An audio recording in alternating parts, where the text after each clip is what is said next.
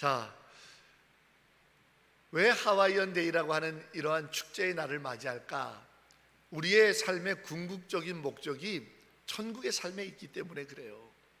천국의 삶을 이 땅에서부터 누릴 줄 아는 것이 그리스도인의 삶입니다. 그런데 우리는 이 땅에서 천국인의 삶을 자꾸만 잊어먹고 사는 거예요. 잊어먹고 사는 거예요. 제가 결혼 주례를 준비할 때 결혼을 하려고 하는 신랑 신부들을 예비 교육을 꼭 시킵니다. 그래서 저는 주례사는 정말 짧아요. 주례사를 5분 이상 해본 적이 없어요. 예배를 드리면서도 그래서 다들 진짜 끝난 건지 하객들 뿐만 아니라 신랑 신부도 깜짝 놀라요. 왜냐? 결혼식 하기 전에 한 번 만나면 1시간 반씩 4번에서 5번 미리 다 성경 공부를 통해 부부가 되는 게 뭔지, 결혼식에서 아멘 하고 서약하는 의미가 뭔지를 이미 다 알게 해줬는데 결혼식 때 뭐 길게 할 이유가 있어요?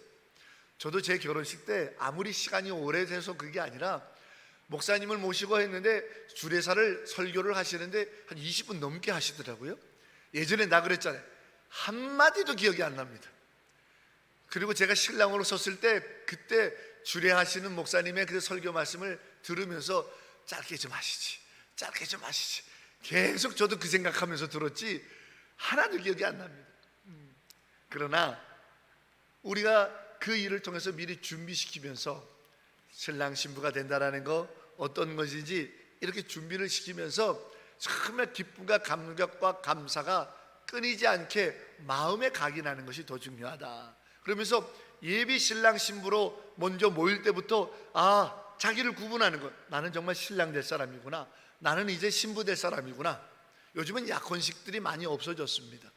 예전에는 그래도 약혼식도 하고 그래서 자기를 약혼식부터 결혼식까지 신부 되고 신랑 되도록 구별함이 있었는데 요즘은 약혼식 같은 것들이 없기 때문에, 그러므로 이제 예전에 오빠 야야 하던 관계에서 여보 신랑 신부로, 남편과 신부로 아내로 변화되는 이 준비 과정이 너무 소홀하는 것을 보게 돼요.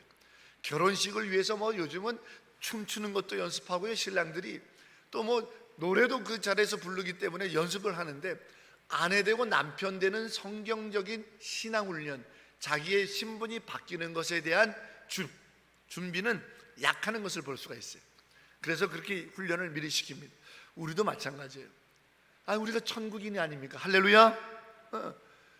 천국인이, 우리의 궁극적인 목적은요, 우리의 궁극적인 신분은요, 천국인입니다. 천국인. 그래서 바울이 얘기했잖아요. 나의 시민권은 어디에 있다? 하늘에 있다. 하늘에 있다. 그런데 우리는 여기서 하늘나라 천국 시민으로 사는 준비를 안 하는 거예요. 준비를 안 하는 거예요. 그 중에 하나가 뭐냐? 기뻐할 때 기뻐할 줄 모르고 슬플 때 슬픔을 딛고 일어날 줄 모르더라는 거예요. 그리스도인들이 기쁜 날 마음껏 그 어떤 세상 사람들보다도요, 술에 취해서 춤추고 노래 부르면 추태입니다. 추태. 그러나 성령에 취해가지고 찬송 부르고 춤추면요, 그 어떤 모습보다도 아름답습니다. 근데 그걸 할 줄 모르는 거예요. 성령에 취해가지고 기뻐할 줄 모르는, 물론 내 삶에는 아직 해결되지 않은 문제들이 있죠. 내 삶에는 여전히 아픈 암덩어리들이 내 몸을 짓누르고 있죠. 내 삶에는 여전까지 나를 고통스럽게 했던 허리 디스크나 관절염이 아직 있죠. 하지만 이 몸의 고통이 영원한 건 아니지 않습니까? 내 안에 하나님 나라의 기쁨으로 마음껏 춤출 수 있는 천국인의 기쁨을 누릴 줄 모르고, 또 그 기쁨으로 슬픔을 딛고 일어날 줄 모르더라는 거예요. 그래서 이와 같은 하와이안 데이를 하는 겁니다. 왜? 우리의 목적은 저 천국에 있다. 저 천국에 있다. 준비하자. 천국인의 삶을 누릴 준비를 하자라는 거예요. 모든 슬픔과 염려와 근심을 이 땅에 내려놓고 하나님 나라 갈 준비하자라는 거예요. 그 나라에 가서도 염려 근심 다 메고 와가지고 하나님 앞에서의 기쁨을 누릴 줄 모른다면 얼마나 안타까울까. 그런 사람은 천국에 들어가지를 못합니다.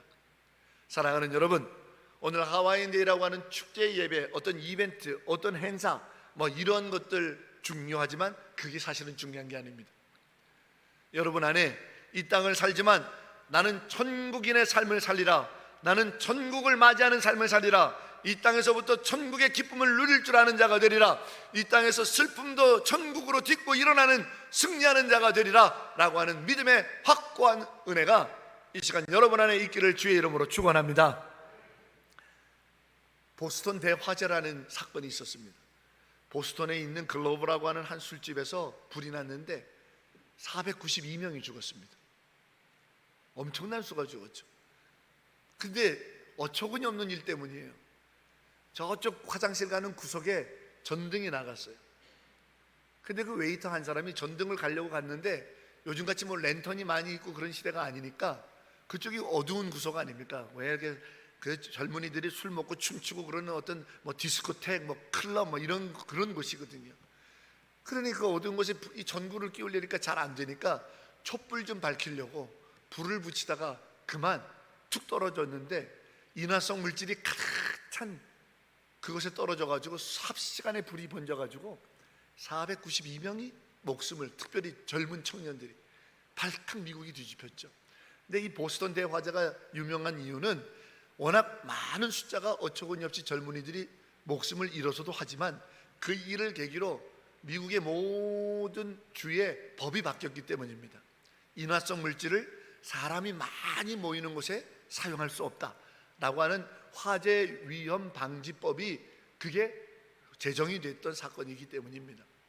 그런데 더 중요한 건 그때 살아남은 사람들이 있어요.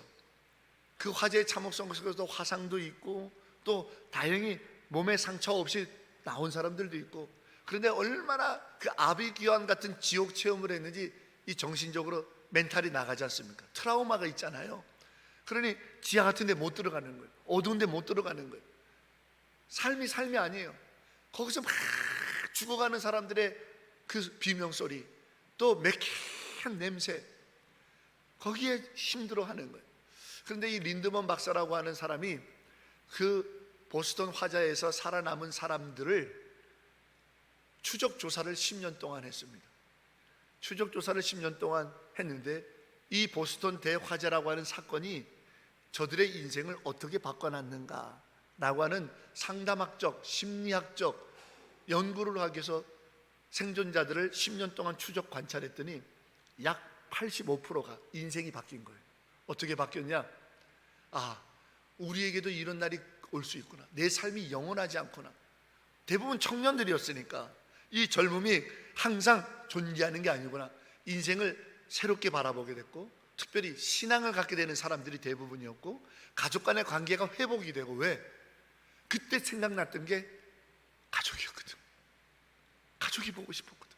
그리고 자기가 화마를 입고 재활치료하는 동안 자기 옆에 있어줬던 사람들이 가족이니까 가족과의 관계가 달라졌고, 매사에 모든 걸 소중히 여기고 매사에 당연하게 여겼던 것을 감사할 줄 아는 인생으로 바뀌었더라는 거예요. 그런데 그렇게 인생이 긍정적으로 복되게 바뀌었던 85%의 전부는 붙잡아줬던 귀한 사람들이 있었기 때문에 가능했다라는 거예요. 간호사든 의사든 목사든 또 부모든 진실한 친구든, 야, 네가 이렇게 사는 게 덤으로 사는 거 아니냐, 네 인생 이렇게 허비하면 안 된다, 이 고통 속에만 있으면 안 된다 라고 그 힘들어하고 트라우마에 있었던 이들을 붙잡아주고 이끌어줬던 누군가가 있었기 때문에 그 참담한 사고를 당하고도 85%가 인생이 완전히 긍정적으로 바뀌었더라는 거예요. 그래서 이거를 린드먼 박사가 상담학적 심리학적 전문 용어로 위기 개입이라는 말을 썼어요. 위기 때 사람은 누구나 누군가의 개입을 받아들일 수밖에 없다라는 거예요. 그렇잖아요. 내가 위기에서 절망하고 있는데 누군가가 잡아줄 사람이 필요한 거예요. 그런데 그 위기 개입이 누구여야 하느냐? 나쁜 사람, 악한 사람, 의도가 아주 불순한 사람이어야 하면 인생은 망가지는 거예요. 우리 사춘기 때 아이들을 볼 수 있습니다. 사춘기 때 아이들이 많이 방황하지 않습니까? 질풍노도의식이라고 그러잖아요. 그럴 때 그 아이들의 작은 위기에 누가 개입하느냐? 나쁜 친구들, 그릇된 생각을 가지고 있는 사고들, 이런 것들이 개입하면 아이들의 인생의 향방이 확 달라지는 거예요. 그러나 사춘기 때 막 방황할 때 그 아이를 가슴으로 품는 선생님이 계신다든지, 그 아이를 위하여 눈물로 기도하며 그들을 돕는 목회자들이 옆에 있다면 인생이 얼마나 달라집니까? 얼마나 달라집니까? 그거 마찬가지거든요. 위기 개입, 그렇습니다. 인생의 위기 개입을 누가 해줘야 됩니까? 맞습니다. 예수 그리스도. 그래서 아파하거나 힘들어하거나 절망하거나 상처 있거나 질병에 걸렸거나 고통스러워하거나 힘에 빠져 있는 사람에게 기도가 필요하고, 믿는 좋은 친구들이 필요하고, 믿음의 동료자가 필요하고, 목사들이 신방에 필요한 거예요. 위기 개입, 위기 개입. 여러분의 인생에도 마찬가지예요. 아유 목사님 귀찮게 하게, 아유 목사님 됐습니다, 자꾸 숨기려 하지 말고, 내 인생에 위기나 어려움이 있거나 힘든 일이 있을 때 전화를 통해 기도라도 받고 하나님의 은혜가 여러분의 인생을 개입하게 하라 이 말이에요. 그럴 때 우리는 천국인의 기쁨을 잃어버리지 않고 슬픔을 딛고 천국의 삶을 살며 이 땅에서 더욱더 놀라운 하나님의 영광 안에 딛고 일어나는 역사가 있게 될 것입니다. 사랑하는 성도 여러분, 우리의 인생에는 수많은 위기들이 있습니다. 그때 예수의 성령이 여러분의 인생을 개입하여 삶을 새롭게 세우는 역사가 있기를 주의 이름으로 축원합니다. 오늘 베드로를 봅니다. 베드로가 인생의 위기를 맞았어요. 왜요? 예수님 잡히실 때 호언장담하던 이 뱃사람 의리파 베드로가 어떻게 했어요? 3번씩이나 부인하고 예수를 저주하고 도망갔습니다. 사람들의 시선도 무서웠지만 자기 자신이 나 이런 놈밖에 안 되나? 나 원래 이런 놈이었나? 너무 부끄러운 거예요. 감당이 안 되는 거예요. 죄책감, 죄송함, 당황스러움, 공허함, 허탈함. 문제의 원인은 다를지라도 우리의 인생에 이런 모든 것들은 우리를 삶의 위기를 맞게 합니다. 그렇지 않나요?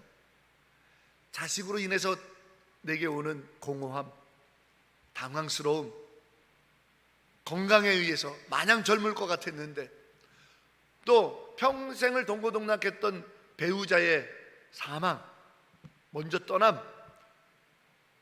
북적북적했던 식구들이 다 제 갈 길 가고 혼자 남은 그 허전함, 내 육신이 이전의 건강함은 사라진 채 여기저기 고장이 나고 힘들어서 아파서 계단 하나 오르기가 벅차고, 이럴 때 내게 주어지는 비참함들이 내 인생의 위기들은 위기들. 오늘 베드로가 지금 그걸 당하고 있는 거예요. 나 이런 놈밖에 안 돼, 나 이거밖에 안 돼.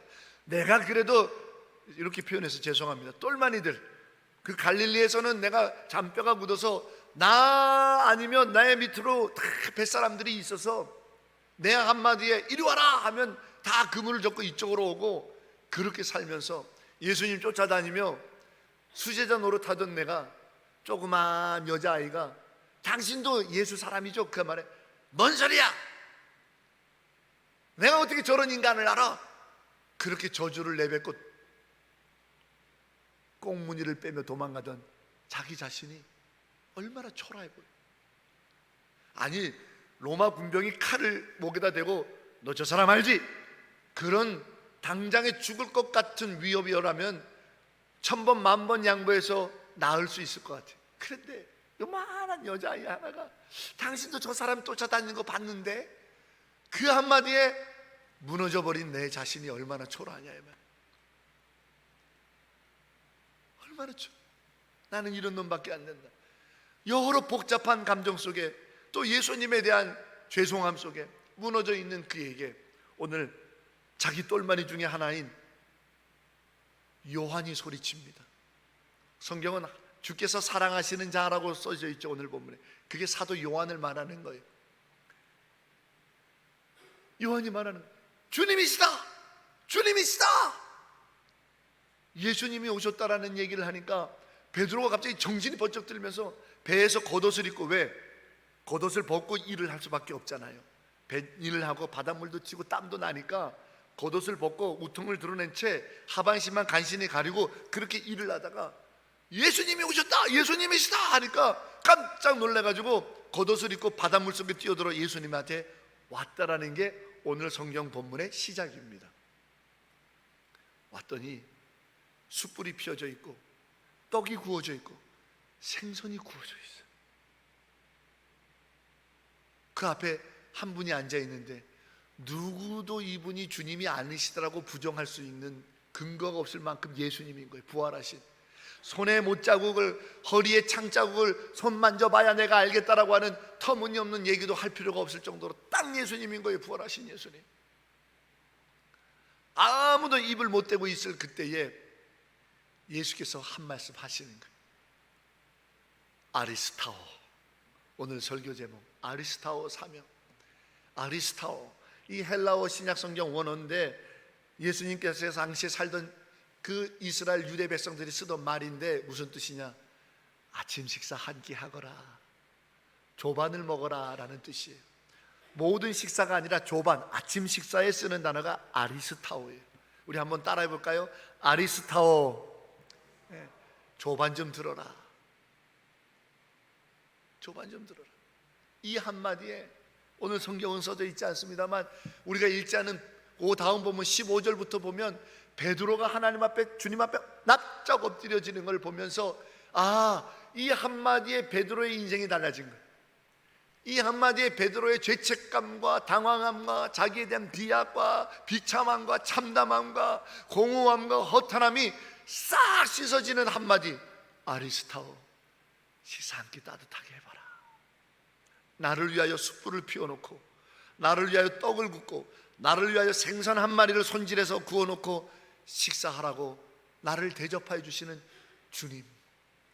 거기에 베드로가 완전히 달라진 거예요. 자, 오늘 저는 이 말씀의 배경을 가지고 우리도 이 놀라운 은혜의 안에, 장중 안에 붙들리고 우리도 이 위대한 은혜를 함께 누리는 자가 됐으면 좋겠다.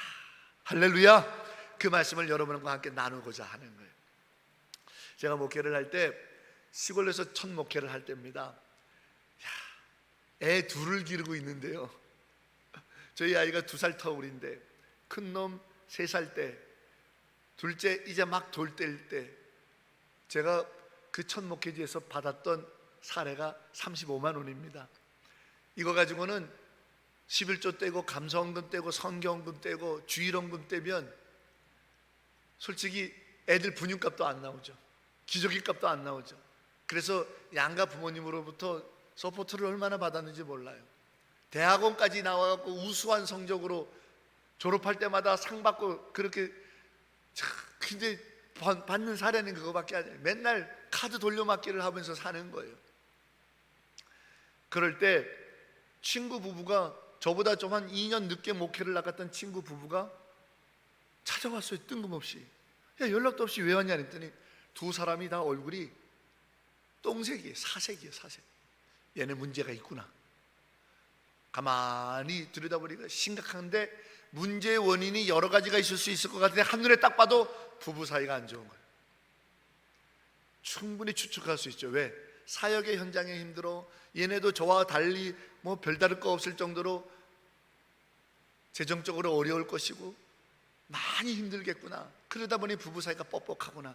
그 사이가 딱 눈치챘어요. 그래서 차 한잔 대접하고는 아내한테 가갖고 우리 얼마 있어? 그랬더니 아내가 다 긁어 모아도 3만 얼마가 있대요. 그거 다 들고 나와. 그러고는 친구 부부를 데리고 어디를 갔냐면, 제가 첫 목회하던 데가 영월인데 거기서 가장 비싼 음식집이 어디냐면 송어회집이에요.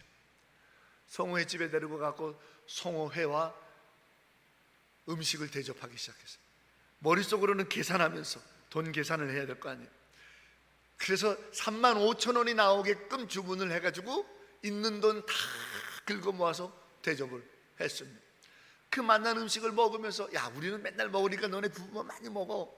침이 꼴깍꼴깍 넘어가지만 왜도 우리도 그걸 자주 먹을 수 없는 형편이지만 먹였어요. 그거 먹고 났는데 뭐 우리가 술을 먹은 것도 아니고요, 그냥 그 맛난 음식만 먹은 거예요. 근데 먹다 말다 제 친구 부인이 막 펑펑 울기 시작하는 거예요.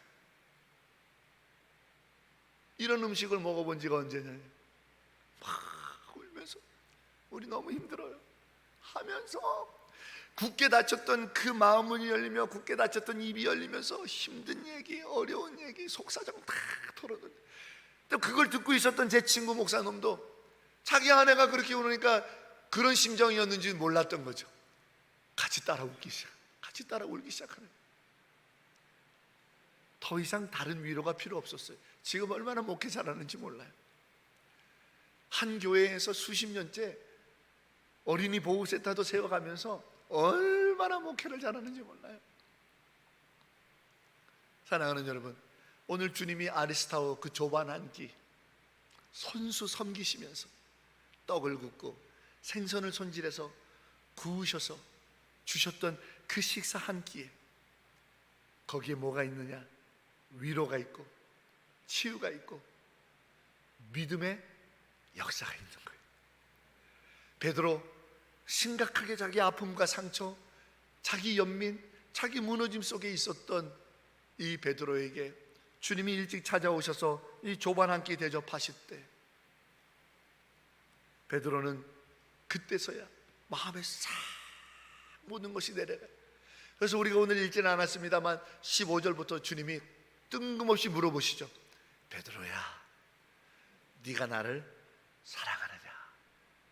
이 한 끼 식사 먹여놓으시고 그걸 물으신 거예요. 우리는 이것만 잘 알아. 요한의 아들 시몬아, 내가 나를 사람들보다 나를 더 사랑하느냐 하고 주님이 물으셨네. 이거는 너무 잘 아는데 이 질문을 하시기 전에 예수께서 밤새 우통 벗고 땀 흘려 바다에서 파도를 이겨가며 그물을 당기며 애쓰고 수고하며 내면으로 무너지고 있었던 이 베드로에게 따뜻한 좁은 한 끼 식사를 먹이시고 이 질문을 하셨다는 사실은 잘 모르더라는 말이에요. 그리고 묻습니다. 내가 나를 사랑하느냐? 베드로가 납작 엎드리면서 내가 주님을 사랑하는 줄 주께서 아시나이다. 이 고백은 무슨 고백이에요? 믿음의 고백이에요. 주님, 내가 주님을 믿습니다. 부활하신 주님을 믿습니다. 나를 누구보다도 제일 잘 아시는 주님을 믿습니다. 나를 용서해 주시는 주님을 믿습니다. 나를 사랑해 주시는 주님을 믿습니다. 나를 붙잡아 주시는 주님을 내가 믿나이다. 할렐루야. 이 믿음의 고백이에요. 자기 연민과 자기 죄책감과 자기 아픔과 자기 공허함과 자기 책망과 그 큰 상처로 인하여 무너졌던 베드로의 믿음을 다시 일으켜 세웠던 것은 예수께서 먹여주셨던 아리스타오, 그 따뜻한 좁은 한 끼였다라는 거예요. 사랑하는 여러분, 우리 인생도 마찬가지예요. 제 친구 부부를 소개했던 것처럼 누군가 나에게 따뜻한 밥 한 끼 치워줄 때, 누군가 나에게 따뜻한 밥상을 만들어줄 때 우리는 그와 같은 하나님의 놀라운 은혜를 깨닫는 거예요. 엘리야가 지쳐 쓰러서 광야에서 내가 차라리 죽기를 원합니다 했을 때 하나님은 응답이 딱 하나였어요. 일어나 이 떡 좀 먹고 이 물 한 잔 마시거라. 밥을 먹이셨어요. 엘리사가 가뭄에 어디로 가야 될지 몰라 지쳤을 때 엘리사에게 누군가 찾아오죠. 남편을 일찍 여의고 두 아이마저도 빼앗기게 생겨서 차라리 식사 한 끼 먹고 죽으려고 했던 가루 한 금, 밀가루 한 금, 기름 한 종지 있었던 여인이 찾아오죠. 그때 엘리사가 나에게 식사 한 끼 대접해다오. 먹고 역사를 일으켜. 오병이어의 역사는 어떻습니까? 오병이어의 역사는 다들 5천 명이나 넘는 사람들이 먹을 게 없고 그리고 그 어두운 절망의 광야에서 헤맬 때 어린아이가 예수님 이 식사 한 끼 드셨으면 좋겠어요 하고 아이의 도시락 하나 내놨을 때 주님은 그것을 먹은 바 진배 없는 것으로 여기시고 어떤 일을 행하셨어요. 다윗이 도망가고 죽을 것 같고 두렵고 불안하고 사울의 군대가 곧 쳐들어올 것 같아서 나 한 사람밖에 없는 것 같이 도망가다가 높당에 아히멜렉이라고 하는 제사장에게 가서 뭘 요구했어요? 먹을 것 좀 주세요. 먹을 것 좀 주세요. 그때 그 제사장이 내려놨던 진설병 떡 한 덩어리가 다윗을 살린 거예요. 아, 하나님이 예비해 놓으셨구나. 하나님이 나를 죽이지 않으시는구나. 하나님이 나를 도우하시는구나. 하나님이 함께 하시는구나. 그 떡 먹고, 그 떡 한 끼 먹고 다윗은 담대하게 광야로 갔어요. 길도 없는 것. 그렇습니다. 이 한 끼 식사, 이 한 끼 식사가 얼마나 위대한 일인데요. 사랑하는 여러분, 여러분들을 위하여 주님도 한 끼 식사를 준비하고 계십니다. 그래서 저는요, 교회에서 주방에서 봉사하시는 분들이 위대한 거예요. 그 한 끼 식사를 예수님처럼 준비하는 손길이 주님이 주일날 주방에서 봉사하시는 분들이, 주일날 봉사하시는 분, 가정에서 아내들의 손길인 거예요. 나를 위하여 누군가 식사 한 끼를 준비한다는 게 오늘 베드로를 향하여 준비하고 있는 예수님의 손길과 똑같은 거예요. 사랑하는 여러분, 그러므로 오늘 우리도 이와 같은 아리스타워, 누군가를 위하여 식사 한 끼 대접할 줄 알고, 누군가를 위하여 내가 희생하고 섬겨서 먹여서 예수님 안에 믿음이 회복되어질 수 있는 사명, 우리도 그것을 감당해서 나뿐만 아니라 모두가 다 하나님의 위로 속에서, 나뿐만 아니라 누군가가 다 하나님의 강한 위로 속에서 다시 산소망으로 일어나게 되는 천국의 기쁨을 누리는 우리 조함의 모든 가족들이 되기를 주의 이름으로 축원합니다. 그래서 우리에게 이 사명이 있는 거예요. 예수님께서 당신의 몸을 찢으시고 피를 흘리셔서 우리를 먹고 마시게 하셨어요. 생명의 양식이 되게 하셨어요. 그게 아리스타워예요. 그러므로 우리도 누군가를 먹고 마시게 해야 돼요. 구원받게 해야 돼요. 예수 믿게 하는 식사 한 끼 대접하는 섬김이 당연히 우리가 해야 할 일이에요. 예수님께서 마가복음 10장 45절에 말씀하시기를 인자가 온 것은 섬김을 받으려 함이 아니요 돌이켜 누군가를 섬기려 하려 왔노라. 할렐루야. 그러므로 여러분도 일어나세요. 섬기십시오. 누군가 믿음이 연약하고 주저앉고 울고 있는 자들에게 다가가 커피 한 잔, 밥 한 끼 따뜻하게 대접하십시오. 그리고 주일날 예배당에서 식당 봉사하는 것을 기쁘게 여기시오. 가정에서 가족들을 위하여 밥을 하는 것 예수님의 손길답게, 주여 내 가족들이 이 조반 한 끼 먹고 다시 살아난 베드로처럼 힘을 얻게 하여 주시옵소서. 믿음으로 소생하게 하여 주시옵소서. 그와 같은 아리스타오의 사명이 우리에게 있다는 사실을 기억하세요. 그리고 주방에서 식사를 만들어내지는 못하지만 나가서 일터에서 일하시는 분들은 내가 이 일을 하는 이유가 누군가에게 일용할 양식을 주어 예수님처럼 믿음이 강성하게 일어나게 하는 아리스타오의 식탁을 준비하기 위하여 내가 일한다라고 하는 분명한 사명, 아리스타오의 사명으로 일하게 되는 우리 모두가 되기를 주의 이름으로 축원합니다. 땀 흘려 일해야 될 이유가 거기에 있는 거예요. 땀 흘려 수고하며 주방에서 봉사해야 될 이유가 거기 있는 거예요. 오늘 예수님께서 친히 숯불을 피우셨어요. 오늘 예수님께서 친히 생선을 손질하셨어요. 오늘 예수님께서 친히 떡을 구우셨어요. 오늘 예수님께서 친히 생선을 구우셨어요. 제자들이 밤새 바닷가에서 일하다가 와보니까 육지에 숯불이 펴져 있고 떡이 구워져 있고 생선이 구워져 있고 거기에 예수님이 계셨다. 누구도 이걸 한 사람이 없어요. 예수님이 친히 하신 거예요.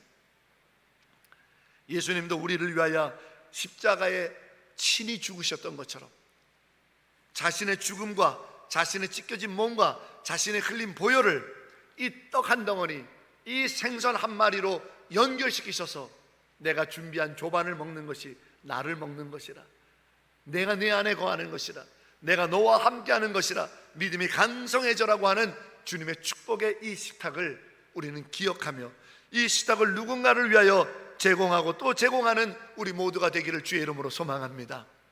지금은 고등학교 3학년이 된 박이슬이라는 아이가 있어요. 2019년 당시에는 초등학교 6학년이에요. 이 아이가 시를 써서 자기가 속해져 있는 학교뿐만 아니라 자기가 속해져 있는 그 전라북도에서 상을 크게 받은 아이예요.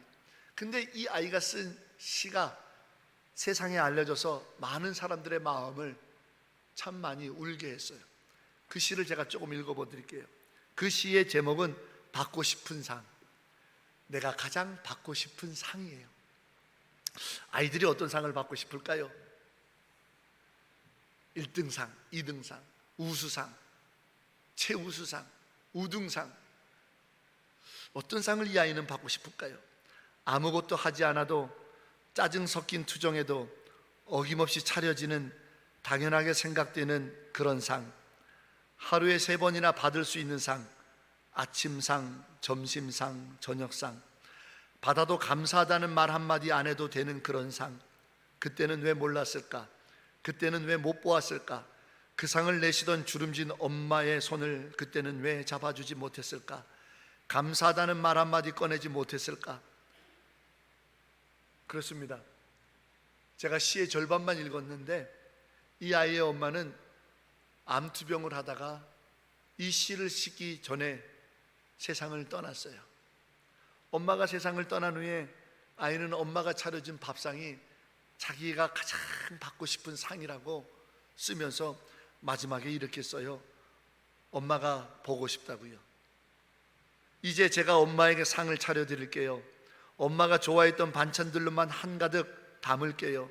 하지만 아직도 그리운 엄마의 밥상, 이제 다시 못 받을 세상에서 가장 받고 싶은 울 엄마 얼굴.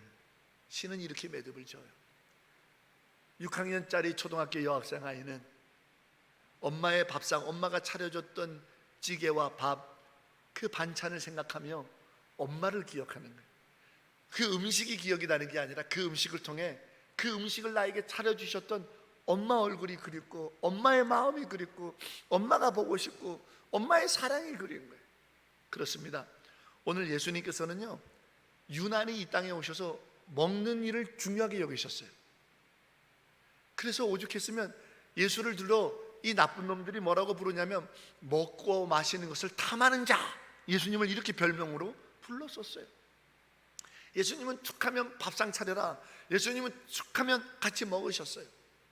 먹는 걸 굉장히 소중히 여기셨어요.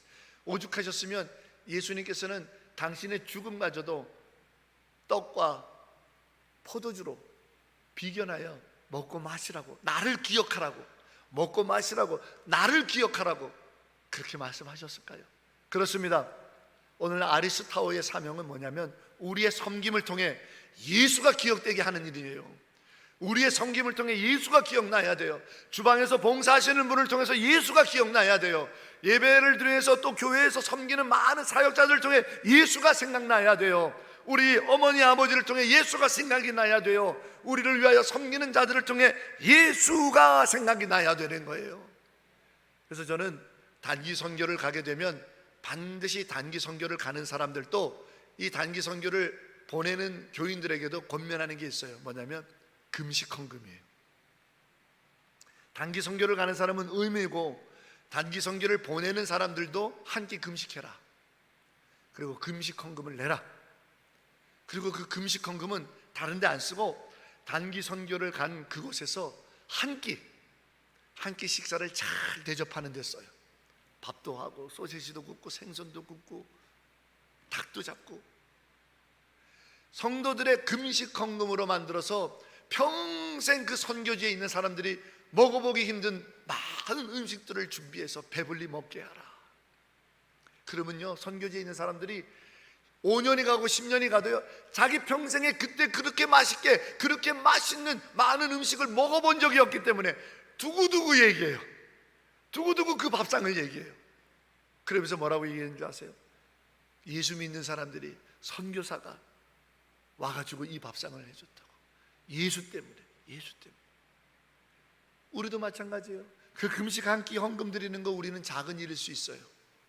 그러나 우리가 금식하면서 헌금을 드려 누군가에게 평생에 지워지지 않는 밥상을 준비해 주면서 우리도 기억하는 거예요. 누구를? 나를 위하여 생명의 밥상을 차려주신 분, 나를 위하여 자기 몸이 떡이 되게 하여 주신 분, 나를 위하여 자기의 피가 포도주의 거룩한 씻김의 잔이 되게 하여 주신 분, 예수 그리스도를 기억하는 겁니다. 할렐루야. 예수 그리스도를 기억하는 거예요. 그것이야말로 가장 아름다운 오늘 아리스타오 조반 한 끼인 거예요. 주님은 이 식사를 통해 제자들로 하여금, 베드로로 하여금 이제는 다시는 나를 잊어먹지 마라, 나를 기억하라 라고 이 조반 한 끼를 식사를 통해 베드로를 비롯한 제자들을 씻어주시고 영원히 예수 그리스도를 기억할 수 있는 마음판에 각인된 은혜를 부어주신 겁니다. 사랑하는 여러분, 우리도 이 사명이 있습니다. 예수께서 이미 우리에게 이와 같은 은혜를 주셨으니 우리도 이제 이 사명 받들어 이 땅을 살아가면서 단 한 명의 영혼이라도 예수를 기억할 수 있는 은혜를 누릴 수 있도록 우리가 섬겨야 하지 않겠습니까? 나의 작은 섬김을 통해, 나의 작은 땀의 흘림을 통해, 나의 작은 미천하고 보잘것없고 연약하지만 묵묵히 예배당에 나와 땀 흘려 청소를 하든, 묵묵히 누군가의 영혼을 위하여 눈물로 뒤에서 기도하든, 어떠하든 나의 섬김을 통해, 나의 헌신을 통해, 나의 수고함을 통해 누군가가 평생 지워지지 않는 예수 그리스도를 기억할 수 있다면 그것이야말로 가장 위대한 아리스타오, 우리 주님께서 주신 아침 식사, 조반 한 끼의 사명이라. 이 귀한 일들을 감당하는 우리 조함교회 성도 되기를 주의 이름으로 소망합니다. 그래서 누구든지 오시오, 누구든지 오시오. 슬픈 마음 있는 자, 슬픈 고통 있는 자, 절망을 가지고 있는 자, 소망을 잃어버린 자, 누구든지 오시오. 예수께 나오시오. 조함교회에 오시오. 우리가 당신을 섬기겠소. 우리가 당신들의 교회를 섬기겠소. 우리가 당신들의 가족을 섬기겠소. 우리가 당신들의 나라를 위해서 기도하겠소. 예수 그리스도를 기억하십시오. 믿음으로 다시 일어나십시오. 이 아리스타오의 사명을 즐거운 마음으로, 기쁜 마음으로 평생 감당하는 천국의 즐거움이 우리 조함교회요, 이 조함교회를 섬기는 저와 여러분 우리 성도들의 기쁨이요 삶이 되기를 주의 이름으로 간절히 축원합니다. 할렐루야. 주님, 우리를 위해 당신의 몸을 찢으셔 하늘 양식 삼아주시고 당신의 보혈을 흘리사 우리의 죄를 씻기는 기쁨의 잔 포도주가 되게 하신 하나님, 아리스타오 그 믿음의 식사, 아리스타오 예수를 기억하게 할 은총의 식탁, 주여 감사합니다. 우리에게 주셨으니 먹고 마시며 은혜를 누리게 하시고 누군가 또 어떤 교회, 또 어떤 나라를, 민족을 위하여 아리스타오의 식탁을 준비하는 우리 조함교회 또 성도 한 사람 한 사람 사명이 되도록 역사해 주시옵소서. 예수님의 이름으로 간절히 기도하옵나이다. 아멘.